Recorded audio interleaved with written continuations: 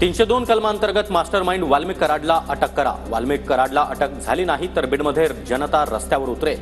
विधानसभेमध्ये आमदार संदीप क्षीरसागर आक्रमक। वाल्मिक कराडचे मोबाईल रेकॉर्ड बघा, 6, 9 आणि 11 तारखेचं कनेक्शन तपासा, ही संपूर्ण जिल्ह्याची मागणी। संदीप क्षीरसागर यांचा कराड यांच्यावर निशाणा। बीड हत्या प्रकरणातील संशयित मंत्री शपथविधीनंतर सभागृहामध्ये आलेच नाही। सरकारने त्यांची हकालपट्टी करावी। विधानसभेमध्ये नाना पटोले यांची मागणी। संतोष देशमुख सभ्य आणि गरीब होते, त्याला न्याय मिळावा म्हणून आम्ही भांडतोय, कुणालाही सोडणार नाही असं फडणवीसांनी सांगितलंय। सुरेश धस यांची माहिती। संतोष देशमुखांची अतिशय निर्घृणपणे हत्या। पोस्टमार्टम रिपोर्टमधून हत्या किती क्रूरपणे झाली हे समोर आलं। गेवराईचे आमदार विजयसिंह पंडित यांची माहिती।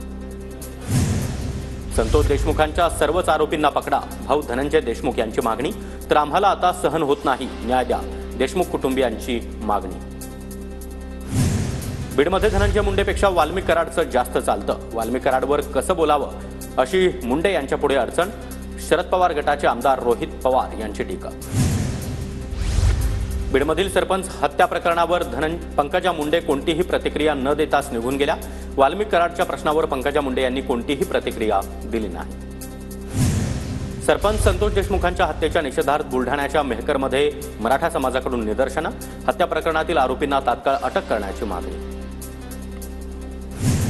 परभणीतील सोमनाथ सूर्यवंशींची हत्या केली का, सुनील प्रभू यांचा सभागृहामध्ये सवाल। तर मस्साजोग हत्या प्रकरणी न्यायालयीन चौकशी करा, सुनील प्रभू यांची मागणी।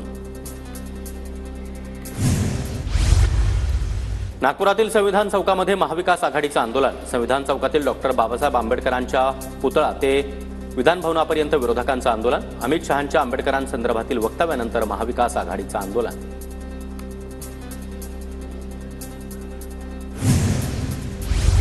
महाविकास आघाडीच्या आंदोलनाला शिंदे गटाचे आमदार यांचं आंदोलनातून उत्तर। आंबेडकरांच्या सन्मानापोटी विधान भवनामध्ये शिंदे गटाकडून प्रति आंदोलन।